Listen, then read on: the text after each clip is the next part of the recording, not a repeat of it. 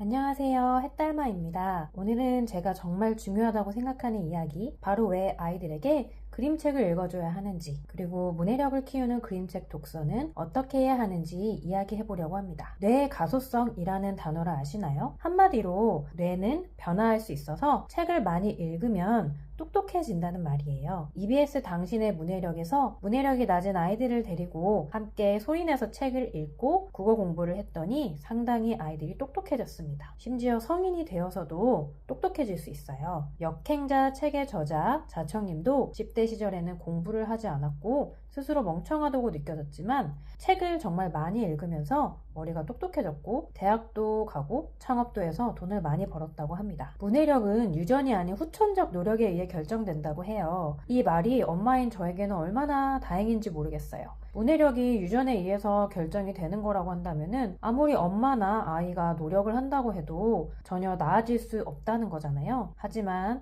지금 당장 내 아이 그리고 엄마가 어떻게 노력하냐에 따라서 우리 아이가 앞으로 똑똑해질 수 있다라는 말이 얼마나 엄마에게는 다행인지 모르겠어요. 즉 뇌가 말랑말랑한 우리 아이들은 어린 시절에 책을 제대로 많이 읽으면 읽을수록 점점 똑똑해질 수 있습니다. 그리고 이 똑똑해지는 거는 선순환이 되면서 책을 좋아하고 잘 읽는 아이면 점점 더 책을 많이 읽게 되고 그러면은 점점 더 똑똑해지게 돼요. 나중에 되면 정말 큰 문해력 격차 그리고 공부 격차가 발생하게 되는 겁니다. 우리가 왜 책을 많이 읽어야 할까요? 이 말인즉 왜 똑똑해지면 좋을까요? 와 같은 의미라고 생각하면 됩니다. 첫째, 실제로 내가 버는 돈의 액수와 연결됩니다. EBS 당신의 문해력 이라는 프로그램에 나왔는데요. 실제로 문해력이 뛰어난 사람일수록 수입이 더 많았다고 합니다. 그리고 두 번째는 인생은 선택의 연속이기 때문이에요. 올바른 결정, 판단을 하도록 책이 도와줍니다. 홍진경 씨가 책을 읽는 이유를 말하신 적이 있는데요. 이게 제가 말씀드리고 싶은 내용과 일맥상통하는 내용이에요. 인생은 선택의 연속이기 때문에 내가 어떤 선택을 하느냐가 나중에 커다란 인생의 차이로 연결될 수도 있어요. 그럴 때 이 중요한 선택의 시기에 올바른 선택을 하도록 책이 도와준다는 얘기. 부모는 언제까지 아이들과 함께 살 수도 없고 아이들의 모든 것을 다 결정해 줄 수도 없잖아요. 부모가 없어도 아이들이 스스로 결정을 현명하게 내리도록 도와주기 위해서 우리는 아이들이 책을 많이 읽기를 원합니다. 그러면 문해력을 높이는 그림책 독서 방법은 어떤 게 있을까요? 그 전에 먼저 부모님이 그림책이 왜 우리 아이들에게 중요한지를 먼저 깨달으셔야 돼요. 저도 그림책이 어린 아이들에게 좋다는 훌륭하다는 얘기만 들었지 도대체 왜 뭐가 훌륭한지 알지 못했기 때문에 아이들에게 그림책을 제대로 읽어주지 못했어요. 그림책이 얼마나 훌륭한 도구인지 부모가 먼저 가슴으로 이해해야 그림책을 제대로 읽어줄 수 있습니다. 예로 공원에서 일어난 이야기라는 책이 있어요. 이 그림책을 보면은 얼마나 많은 장치들이 그림책 안에 그림 속에 숨어 있는지 알 수 있습니다.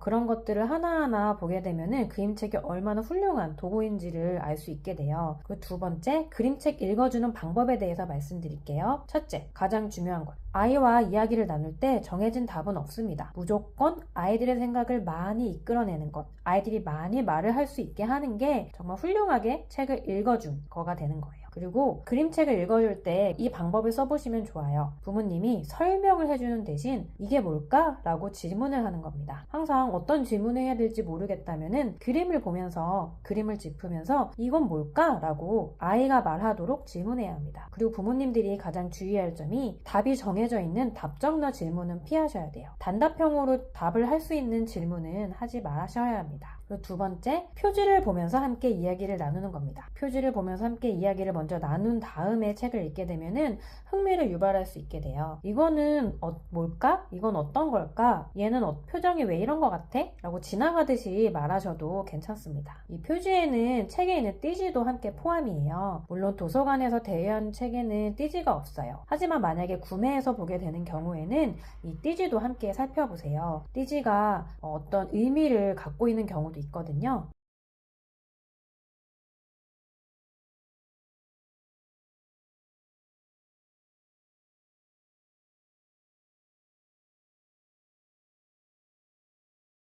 그리고 또 책 제목을 읽고 이야기를 상상해 보는 것도 좋습니다. 어떤 내용일까? 라고 아이에게 한번 질문해 보세요. 그리고 또 삽화 관찰하는 것도 필요합니다. 이 책을 펼쳤을 때 앞면과 뒷면이 이어져 있는 그림인지 함께 살피는 거예요. 이거를 제가 종종 했더니 저희 아이들은 항상 그림이 이어져 있나? 라고 질문하면서 늘 책을 쫙 펼쳐서 관찰해봐요. 엄마들은 아이들의 질문에 대해서 글쎄 라는 대답만 하시면 됩니다. 아이들이 질문을 하면 글쎄 한번 안에 살펴볼까? 책을 한번 같이 볼까? 라고 말하기만 하면은 게임 끝입니다. 이렇게 표지를 보면서 이야기를 나누면 아이들이 책에 대한 궁금증, 흥미가 유발돼요. 그러면 독서의 절반은 이미 성공한 겁니다. 세 번째, 읽어주는 도중 반드시 그림을 함께 살펴보세요. 아이들의 시선이 머무는 곳은 대부분이 그림이에요. 어른들은 글에만 집중하기 때문에 글만 읽고 책장 넘기기에만 급급하거든요. 그렇게 되면 아이들이 충분히 부모님의 책 내용을 듣고 그림을 보면서 자기식으로 해석할 시간이 부족해요. 그렇기 때문에 그림에 대해서 꼭 하나 이상은 이야기하고 넘어가는 걸 추천합니다. 그림에 대해서 발견한 부분은 꼭 칭찬을 해주시면 되세요. 그림책은 아이들 흥미 유발을 위해 숨겨둔 장치들이 있어요. 지원이와 병간이라는 그림책을 보시면은 캐릭터들이 숨어 있습니다. 이 캐릭터를 찾아내는 것도 애들이 상당히 재밌어요. 그 다음에 ORT, 영어책으로 유명한 옥스퍼드 리딩 트리 같은 경우에도 안경이 되게 여러 곳곳에 숨겨져 있거든요. 이런 걸 함께 발견하는 것도 책 읽는 재미를 느끼게 해줍니다. 이 발견했을 때 어머 엄마는 이런 거 찾지도 못했는데 정말 예리하구나 라고 말해주면은 아이들이 정말 좋아해요. 그리고 네 번째, 읽어주는 도중에 질문하는 방법입니다. 그림을 보면서 이게 뭘까? 라고 질문하시면 돼요. 당신의 문해력에서 그림책의 그림을 보면서 패널들이 아이들과 읽을 때 꼬리에 꼬리를 무는 질문 하는 걸 연습한 장면이 있었는데요. 생각보다 쉽지 않더라고요. 패널들도 얘기를 잘 못했고 저도 그 영상을 보면서 어떤 질문을 해야 할지 생각해봤는데 생각보다 쉽지 않았습니다. 그럴 때 교수님께서 얘기해 주신 게 그냥 그림을 짚으면서 이게 뭘까? 라고 질문하는 거예요. 상당히 쉽죠? 이게 뭘까? 하고 주는 게 아니고 아이의 생각을 듣고 긍정적인 피드백을 해주는 겁니다. 반응을 해주시면 돼요. 어머 그런 걸 어떻게 찾았어? 너 정말 대단하구나. 그렇게 생각할 수도 있겠네.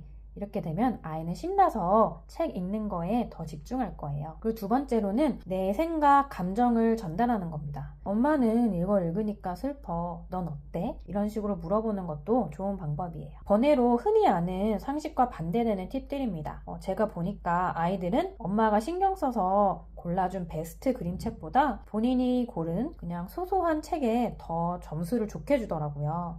그래서 저는 요새 도서관에 가서 아이들이 책을 스스로 선택해 오도록 합니다. 본인이 골라왔기 때문에 책을 읽어줄 때 더 집중해서 잘 보더라고요. 그리고 다 읽고 나서도 이 책에 대해서 점수를 달라고 하면은 거의 대부분이 5점 만점을 주더라고요. 엄마가 인터넷에서 아무리 열심히 골라서 들이민 것보다 본인이 그냥 도서관에 가서 재밌을 것 같은데 하고 무심하게 뽑아온 책을 더 좋아해요. 그리고 책 읽기에서는 무조건 양보다는 질입니다. 저도 잠수내를 하고 있거든요. 잠수내를 보면은 몇 권을 읽었는지 기록을 하게 돼 있어요. 몇 권, 몇 쪽을 읽었는지 통계로 나오다 보니까 저도 이 기록을 하면서 몇 권을 읽었는지에 집착을 많이 했어요. 사실 지금도 하루에 몇 권을 읽어야 된다는 집착을 내려놓기가 어렵더라고요. 하지만 당신의 문해력에 나온 교수님 말씀이 아이들 책 읽기에서는 무조건 양보다는 질이라고 합니다. 그러니 하루에 몇 권을 읽어야 된다는 엄마들 부담이 좀 덜할 것 같아요. 제가 최근에 책 읽어주는 활동을 위해서 학교에 갔어요. 제가 책을 읽어주는데 너무 조용해서 내 책이 재미없는 건가 걱정하기도 했어요. 하지만 제가 부족하게 읽어준 것과는 달리 아이들은 너무 재미있어 했어요. 그래서 아이들은 엄마가 어떻게 읽어줘도 충분히 대화하면서 읽어주면은 그림책 자체를 너무 즐긴다는 것을 깨달았어요. 완벽하게 읽어주는 게 아니라 교감하고 대화하면서 읽어주는 게 정말 중요합니다. 이렇게 행복하다, 재미있다 라는 기억이 책에 대한 긍정적인 기억을 심어주고 아이들 문해력 발전의 기본 토대가 될 거예요. 책 읽어주기, 책 권수에 집착하기보다 오늘은 아이와 책 한 권을 보더라도 충분히 교감하고 아이 이야기를 충분히 들어주면서 긍정적으로 반응해주는 것 어떠세요? 지금까지 시청해주셔서 감사합니다.